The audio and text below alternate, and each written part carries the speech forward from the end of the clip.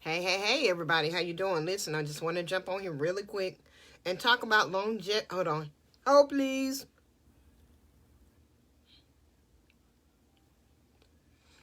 Damn, lips was looking dry. Um, I want to talk about longevity in the salon. So, one of the things that I really stress to people, hey, everybody, hey, Shonda. Shonda, make sure I see you when you come home. Great seeing you forever. How you been? You always on the road. But anyway, one of the things that I really stress.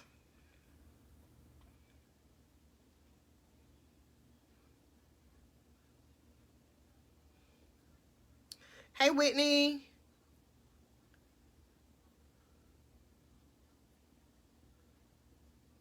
Okay, one of the things that I really stress when I am in class and all my team members and students know one thing. I always say a little bit goes a long way, and this is so true. This is true across the board, especially when it comes to your business. But it's a few things that I want to bring to your attention about being in business for a long time as a salon owner, as a makeup artist, as a nail technician, as a barber, anybody that's in the beauty industry. Longevity is important.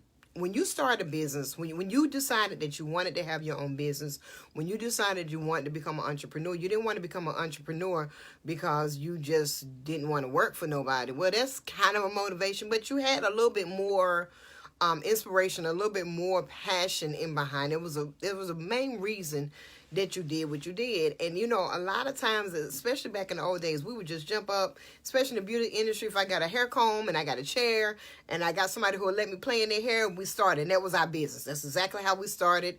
And believe it or not, a lot of us made it through some really tough times. Doing business that way, which we definitely have had to adjust and grow and kind of evolve into a whole nother situation in 2010 versus back in 1991. Totally different type of situation. Still business, but we handle it quite differently.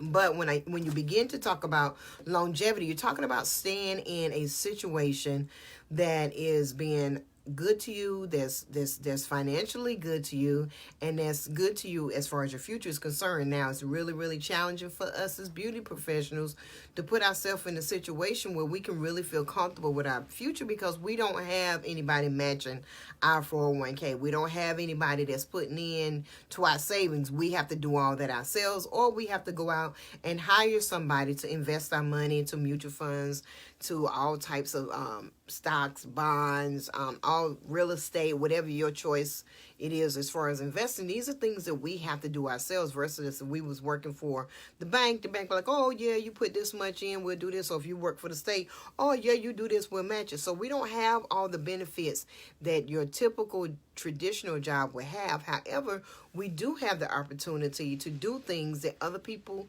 can't do on their jobs, which are some of the reasons that most of us go and start our businesses. But when you talk about longevity, you're talking about setting yourself up in a place where the 20, 30 years or whatever amount of time that you spend on their business, you feel like, okay, it's building towards something, not just working to quit to start something. And a lot of people that we're doing here prior to the 2000s, that's what a lot of us did, is we just worked these jobs. We did hair, we paid our bills, we raised our children, graduated them from high school, graduated them from college. We might have bought a car. We might have been so lucky that we saved up money and got our credit good enough to get a house, but that's about it. And we was done. And then for those of us that really flourished and bloomed, we went out there and we was big timing with the nice cars, all the clothes, the flashy this, that, and other.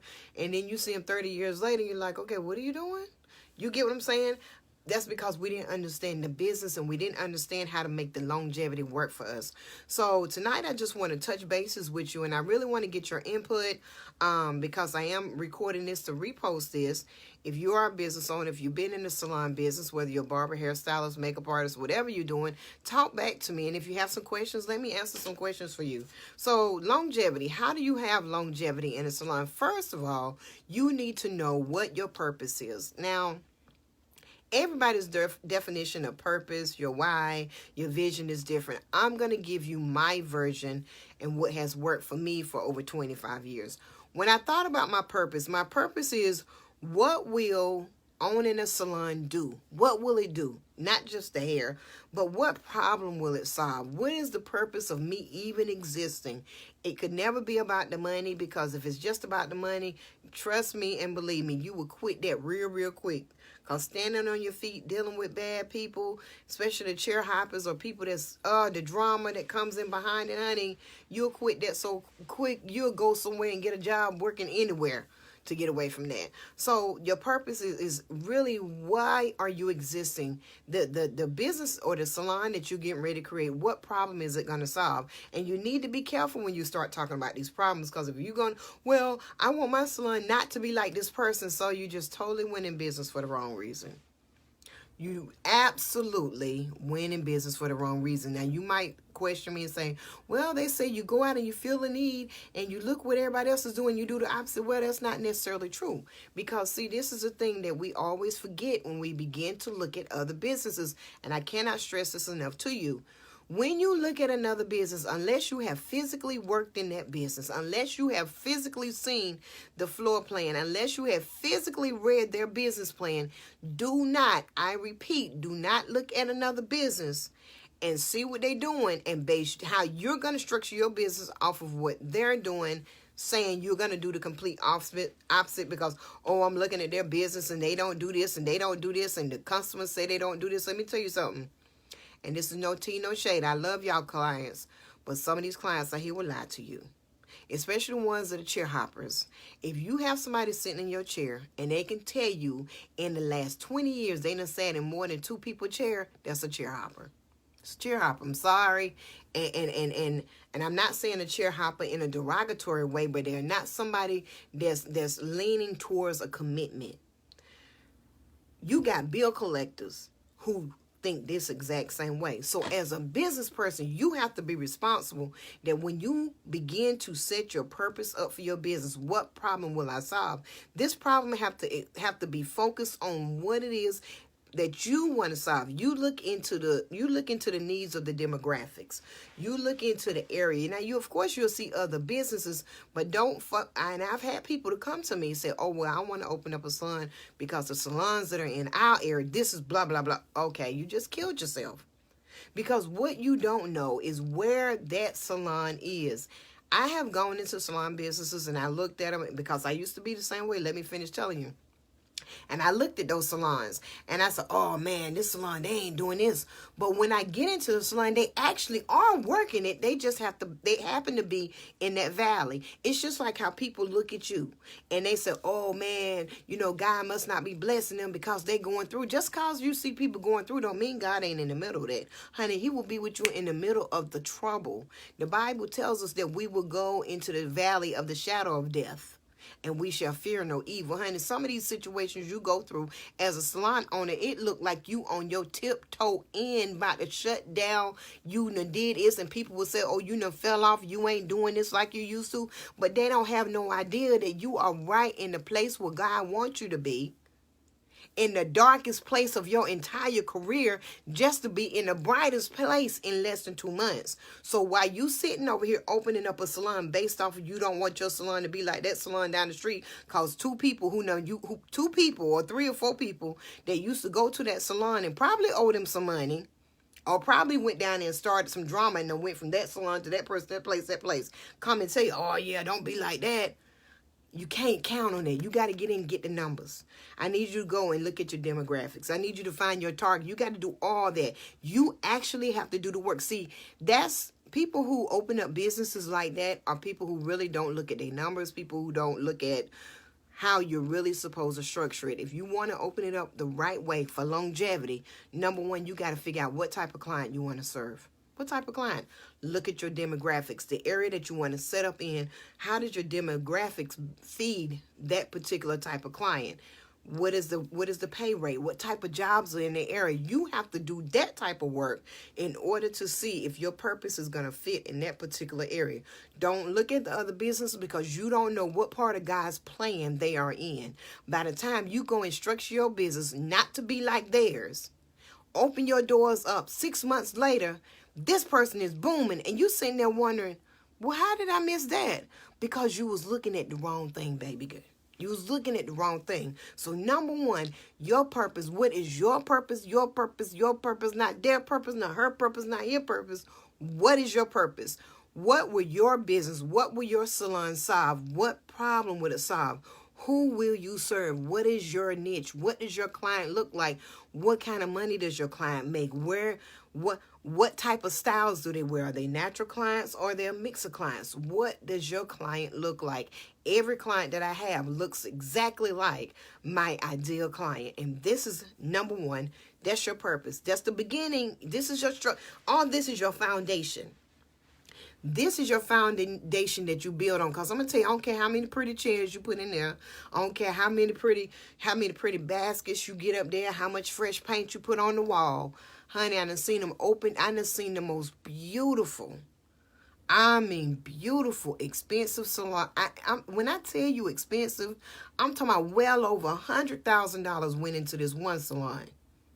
Well over $100,000. I had never seen something so spectacularly put together with technology, the newest, the most expensive. And I went there. And when I went into that salon, I asked to speak to the manager. And they had the best of the best stylists. And all the best stylists flocked to that salon because they were supposed to do all these great things. It stayed open for 3 years. Three. And it wasn't because the person that's invested was broke.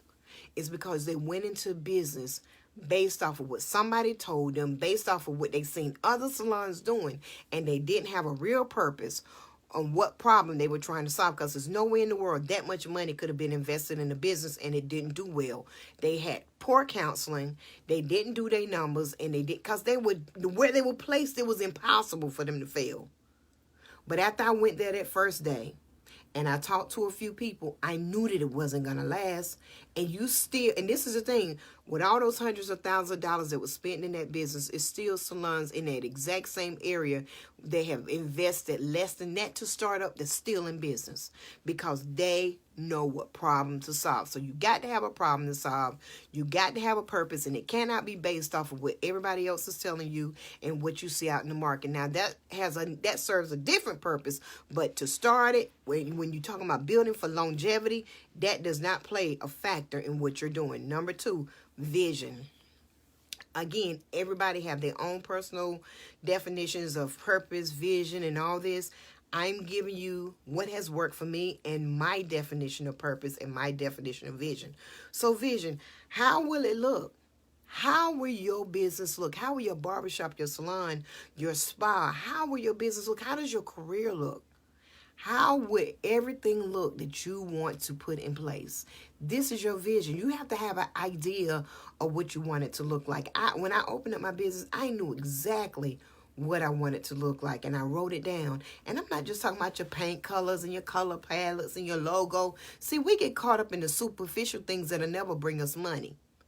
We get caught up in the name. We get caught up in the sign. We get caught up in all the matchy. You know, the most well-branded clients that I have seen still don't make the money that they should be making because it's simple stuff like this that they did not put in place. They got all the pinks, the blacks, and the grays together. They got all the rah-rah together, but they didn't get the business part together. And then you find them run a length and then it fall off. Tonight we're talking about longevity. If longevity ain't your thing, don't worry about it. Go on and go into another channel. But if you're talking about opening up your business and you want it to stay open for 20, 25 years, then these are the things that will help you because it's the things that I use. So your vision have to be very, very clear. You have to be crystal clear about what it is you want this thing to look like. What you want it to look like. I knew that I always wanted a salon that would be a service to the hardworking African-American women in the community that I serve. always wanted my salon to be the place where they come, they could relax, they can enjoy nice company, they didn't have to worry about gossip and drama, which, you kind of can't control what people do outside of your business. But when they come into there, this was a safe haven for them. This is a safe place for you to be. This is a great place for you to be. And I learned as a business owner that it was certain people that would come in and try to disturb that. And so I learned to just weed those customers out. And I, even to this day, some of them I don't even take their appointments because sometimes people never change. But at the end of the day, I knew what I wanted it to look like. I knew how I wanted it to be, in that I know what the ambiance is supposed to be. So you need to know these things. These things are very important so you can be focused. Number 3, and I would have to say that for me, number 3 is really, really important. Most people would consider this your why. To me, it's that constant something that at the bottom line, when you're tired, when your feet hurting, when everybody going to the beach this weekend to bike rally, when nobody wants to stand and help you shampoo, when nobody wants to sweep the floor and wash the towels, when everybody done left you gone. This is the one thing that keep you coming back to work. This one thing, it could be one line, it could be a thought, it could be anything. Mine was always this simple. I love to do hair. For over 25 years, that one little statement has kept me in the business that I'm in. That one statement. I love to do hair. And because I'm a professional woman and I love to have a certain quality about what I do, whether it's in my salon or when I'm out in public, it's going to be a certain standard attached to that because your standards kind of reflect who you are. And so I knew at that time that this was going to be the thing that I held on to. I remember sweeping the floors at night. I remember washing towels. I remember shampooing clients. I remember having clients just sitting there waiting because I didn't know how to tell them no. And even when everybody else was tired and nobody wanted to come and help me, I remember crying sometimes because I was so tired. And I had these people, I got to do their hair. But I just love doing hair. But I was crying because I wanted to do their hair. They wanted me to do their hair. And let me tell you something. Let me be very clear. The ones that sat, they knew they was going to see it. I'd be like, look, I ain't got no more room. I don't mind waiting. See, nobody ever tell that side of the story. We always talk about people sitting in the salon waiting all day. Let me tell you something. Some of the people didn't care about waiting. They would come in and say, I don't care how long I got to wait. I'm going to wait here until you can get to me. And I had that a lot. So let's go ahead and I just want to throw that out there. Make sure y'all understand it wasn't always us. But at the end of the day, that one statement kept me motivated. That one constant little phrase is the thing that when I was in my salon at 1, 2, 3 o'clock in the morning working, Lord Jesus, I can't believe I worked like that. But in those hours, it was that I love doing hair that kept me going, that made sure that every person that got out my chair had nothing less than flawless hair. So you got to find that thing that works for you. You got to find, like I said, a lot of people would say that's your why. And I could sit down and break to you the whole why concept or the golden circle, or you can go to YouTube and look it up. I strongly advise you go look it up, especially if this is your first time and you just getting started. It'll really motivate you and help you a lot. But for me, it's just that one constant thing. Guys, thank you so much for joining. It's that one constant thing that just keep you motivated. I mean, it's just like us that are mothers and have children. We up in the middle of the night. Sometimes we tired and we working and our kids need this. And we ready to go to bed and lay it down. And we just think about it. Well, no, my baby need this, so I got to get this. We'll find that one thing that'll motivate us as mothers and fathers to work them shifts that we don't want to work. To get up when we don't want to get up, or like working out and trying to get healthy. At 4 o'clock in the morning, I don't want to get up. But then I think, man, I don't want this stomach around me. I don't want this fat on me. So you got that thing that motivates you. So find out what that bottom line constant thing, and it ain't nothing that's going to change. I'm talking about from day one, from January of 1993 to 2010, that's been the one thing that I have constantly said that have kept me where I am. And so this thing is going to take you some thought. Some of you, it might be like me, it might just pop in your heart and you just know that's what it is. But you're going to have to cleave onto that thing. Because when you're talking about longevity, we ain't talking about 5 or 10 years. We ain't talking about 15, 18 years. We're talking about over 25, 30 years. Now, a lot of people look at it and say, oh my God, who will be doing hair? Well, oh my God, who would be still working for the government? Or, oh my God, who would be doing, you know what I'm saying? Your business is your business. How you run your business and how you put your money back and save it and everything, that's a whole nother story. But you have to find that one thing that keeps you stuck and keeps you focused. Like I said, that why factor is really important. So then you get to the part where you write your plan down. This is what, and see, we have this, all this right here that I just told you in the beginning. That's the things that you need for you. See, it's 2 parts to writing a plan and writing a vision down for you to be able to be successful and to be able to grow your business. This first part, the purpose, your vision, that constant something, all that is for you. All that is for you. And what is it for? It's to help you understand where you're going. This is like a roadmap. It's like a series. You know, we got series. We used to have to unfold and read maps. We ain't got to do that no more. But this is your series. This is your series that reminds you your purpose is to serve X, Y, Z, and to serve this person. Your vision, this is what you wanted to like. This is your vision. And it amazes me that even now, the things that I put in motion over 20 plus years ago, now just unfold with such ease at this point because I put it in motion and I've worked it. I've worked the kinks out and I put it in motion. Now let me be honest. I still got a long way to go to be on the level that I want to be on. But the accomplishments and the amount of success that I have had, I'm very grateful and I'm humbled by it. But I still have a lot to learn. I still make mistakes. I'm a hairstylist, and a hairstylist is always learning. I don't always get it right. Sometimes I do misread a client's hair or misformulate something. I mean, it's just, I'm human, and I don't feel bad about it, and neither should you. But the thing about it is having the wherewithal to correct things. And this is how your business lasts.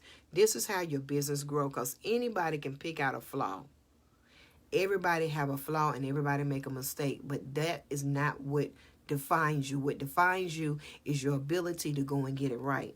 So you want to write your plan down. You want to make it very clear. Write down what it is that you want to accomplish and how you're going to work it.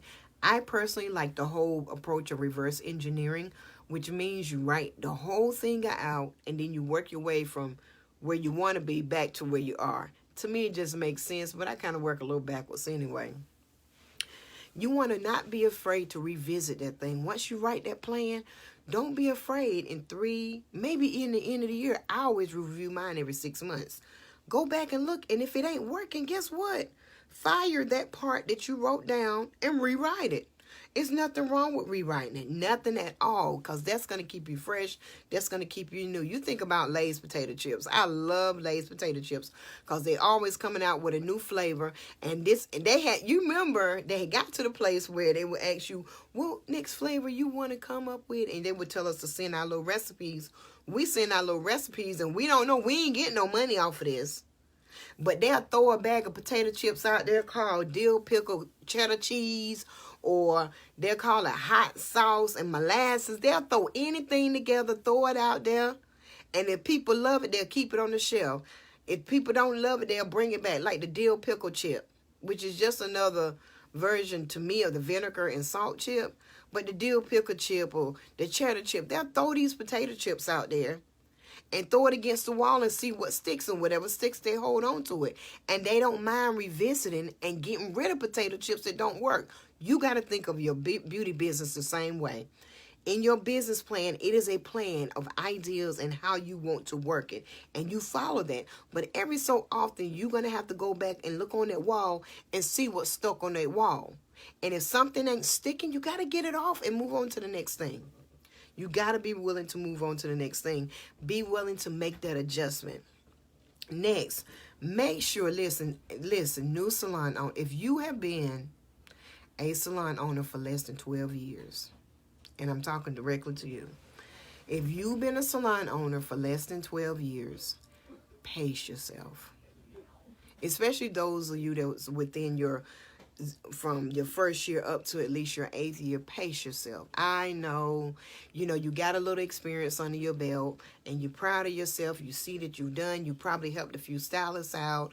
You probably did some mentoring, and that's really great. Stay and pace yourself. Don't try to jump over the broom and over the ledge, because I'm going to tell you something. You're still young in the industry. I know you don't want to hear that. I know you don't want to hear it. I didn't want to hear it either. I did not want to hear it. And I jumped over that broom and my foot got caught.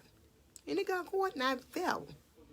And when I fell, I looked around me and seen all the other salon owners that were in my age range of being in business. And all the rest was on the ground. I said, well, why are we all here? And then we looked at the people who had been in business for over 20 years and said, well, we told you guys to just pace yourself. Listen, I know that we think that because we got social media. Hold on for a minute, please. Justin! Come and close my door, son. I'm on live. That teenager of mine and his friends get together. It's on that podcast. Who was that, Jerron? Hello, Steven.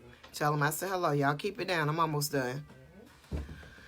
So, anyway, where was I at?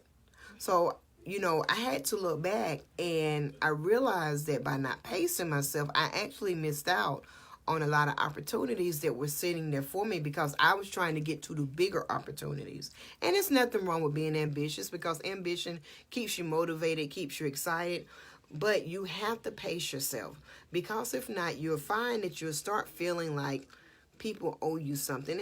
And to be honest with you, I don't even feel like it's on purpose. That sense of self-entitlement kick in. Listen, at the end of the day, especially whenever you're trying to build an education program, you're going to have to put yourself in, and you're going to have to establish yourself as an authority. Once you get your years in, once you get your time in, even if you work for big wigs like Paul Mitchell, Matrix, Rick, and I worked for a couple of big wigs. Even if you work for them, you still got to put your time in. You're going to have to do it. It just is what it is. I wish I could sit here and tell you that if you do it the way you're doing, you're not going to fall. I'm really telling you this because I even now, even currently, like right now, I see people who've been in the business for 5, 6, 7 years. They done put a lot of money invested. They done had some good success, but because they trying to outrun their shoes, they keep tripping over their laces. So just understand this, just because your idea is not, if your idea is not going over well with people or it's not working, don't think that your ideal is bad. That's not it. It's just not time. It's okay to take those ideas, put them on the shelf, focus right here where you are, because it's something that God wants you to work out. It doesn't mean that you won't ever do that, but now is just not the time. And what happens is if you spend your time, trust me, I know, if you spend your time trying to force something to work and it's not the season and time for it, you're going to find it working a little bit and then dissipating. And it'll never be able to get the growth that it really needed to grow because you tried to force it prematurely. And I'm going to tell you, people can prophesy to you all day long. You can pay all of your tithe that you want to. And they can lay hands and local shenre be outside of the knock you out on the floor. You still got to wait. My chief apostle said something that was so powerful. He said, some things God is just not going to let you find out, and he's not going to give you until you're old enough. I know we hate putting the age factor to it, but I have to admit, I was furious when I heard him say that. I was in my 20s at that time. I was like, what? I was like, us young people know more than the older people. We more this and more that, which it was some truth to that. But as I got older, I was like, oh, yeah, so that's what you was talking about. So just take it from an OG or triple OG. Don't worry about it. Put it on the shelf. It doesn't mean that it's not going to happen. But don't force it, because if you force it, it's going to blow up like a premature balloon and it's going to pop and then it'll never get off. And you'll always wonder, and you'll always sit back and say, well, it didn't do because people didn't want it. People wasn't ready for, baby. It wasn't that. It ain't got nothing to do with people not being ready for it. It ain't got nothing to do with people not wanting to help you and accept you. It just was not time. It just wasn't. And guess what?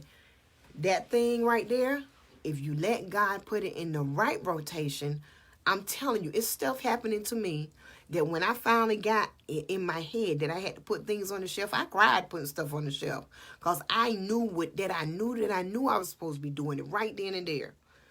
But the things I put on the shelf, now I'm sitting here looking, I say, how they get off the shelf? God will pull them whenever He ready. So you got to be willing to pace yourself. And I know that in this quick age, you got to be willing to slow down. Slow down just a little bit. Work the thing in detail, because this is the beauty industry. In the beauty industry, we're always evolving, and it changes and it shifts. And if you're not moving at a rate where you can see it, you ain't gonna be able to see it running. You have to be able to pay attention and be acutely aware of what's going on around you to be able to keep up with the pace. And last but not least, nobody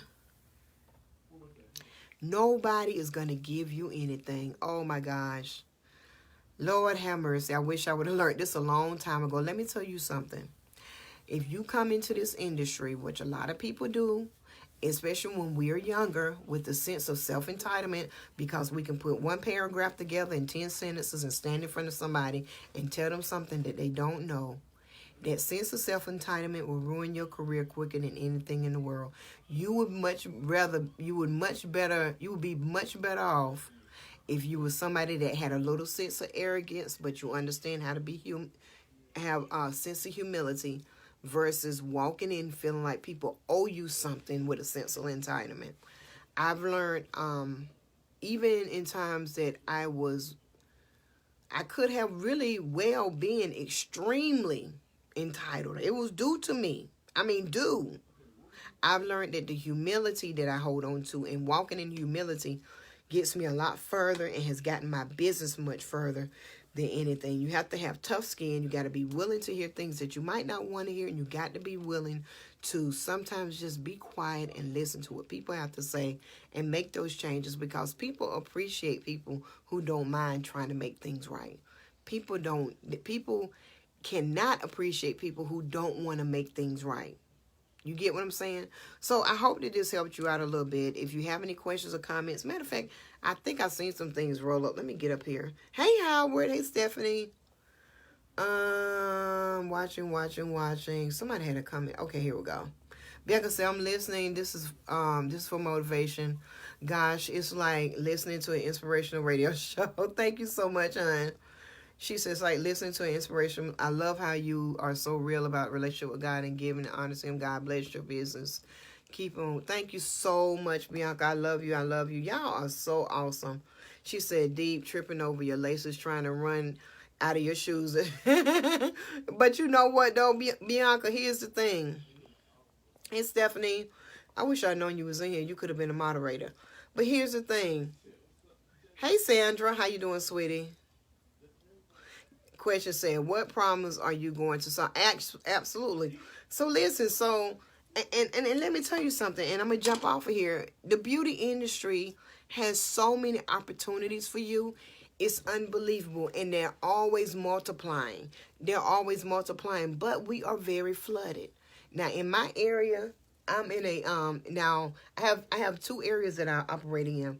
I have my hometown, which is a smaller area.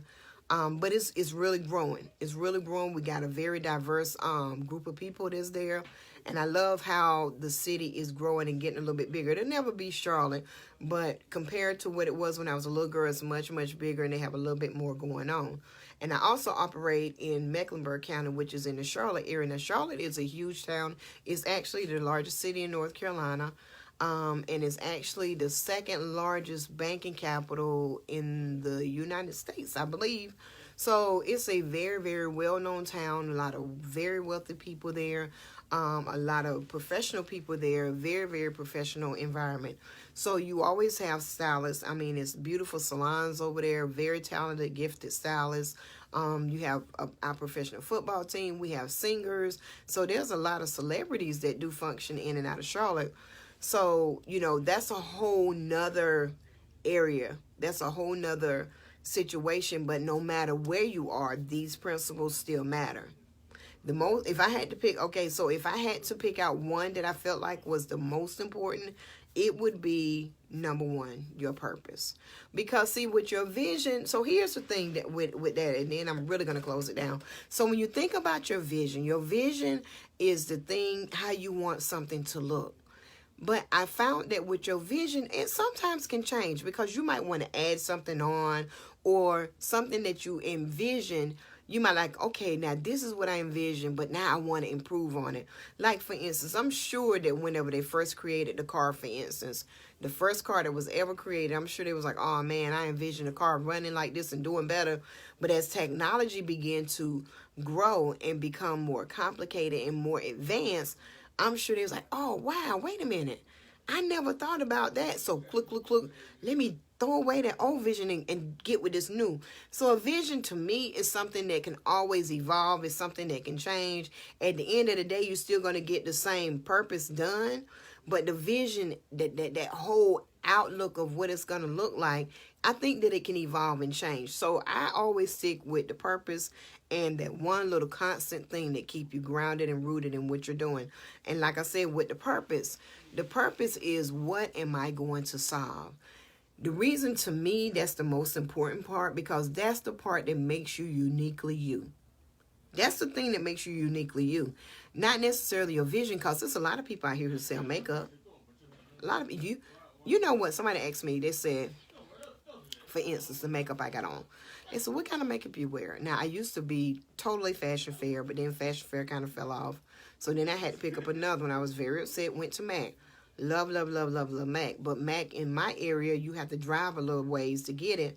So I have to leave Cabarrus County and drive all the way to the other side of Charlotte to get what I want, because it's not in every store. So this particular time, the next one was Elizabeth Arden, because I was like, look, I got to have some foundation. I don't want to drive across town. So I started using Elizabeth Arden. It was really nice, a little pancakey. Ran out of that. So I went to the other store. I said, well, I needed my shade. So, oh, we don't have that shade. I'm like, are you serious? I'm like, oh, God, I'm going to have to go back to MAC. And so the girl said, oh, come over here and try Clinique. I was like, oh, okay. So I went over there, tried Clinique, and boom, this is Clinique. But it's only Clinique foundation and Clinique powder. This lip gloss cost me 89 cents at the beauty supply store. And this eyeshadow cost me $1. $1. The concealer that I do my highlights with cost me $6 for a palette. So why did I say all that? You got a lot of people out here with a vision of makeup and makeup that really works. What makes the makeup really work is this right here. These hands. How you use it. I could have told y'all this makeup was from Fijuju from Jamaica. A very high-end exclusive. The makeup, I could have told you this color palette cost me $100. Y'all would have believed it because of how it looks and how I applied it. But my purpose is to always look professional and always give a good look and to be pleasing to the eye when I get in front of people. And so it's just like your purpose. Your purpose is always going to stay the same thing. It's going to give you that unique edge.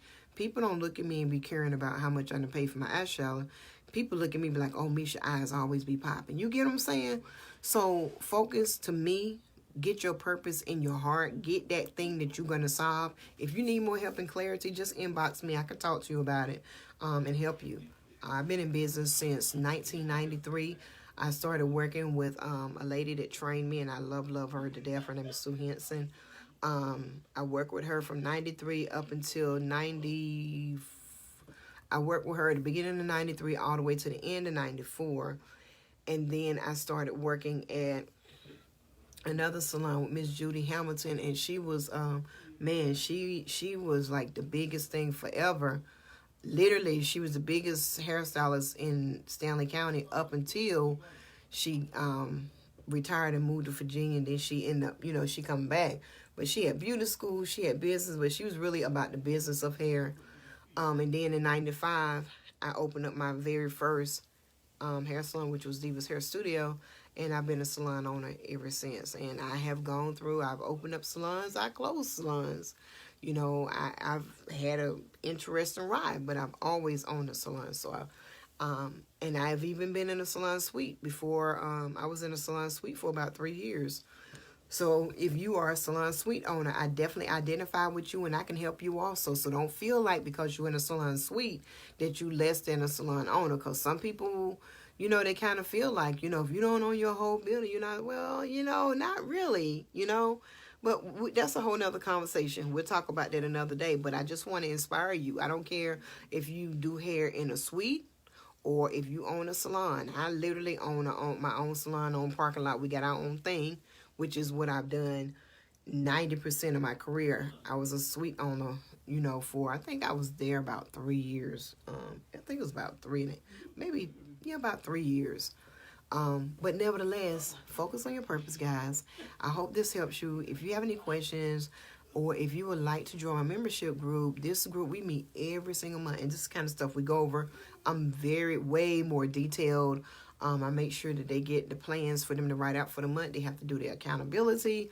And it's an amazing opportunity. And my students, I'm so proud of all of y'all that's listening. You guys are amazing. Make sure you keep up the good work. We will have class on Monday. So any of you that would be interested in joining, make sure you go to bit.ly Splittians Ambassador. I'll put the link up here on this post. You can click on the post and just go ahead and join the group, and you'll be joining us next Monday. It's about to be lit because we got so many amazing things coming up in June. So guys, I'm getting ready to go to bed. I got to go to work in the morning. On the East Coast, it's almost 10 something. I've been on here for 30 minutes, so it's time for me to be done. What time is it? Oh, it's 10:30. I love you guys. Have a good night, and I will see you in the morning.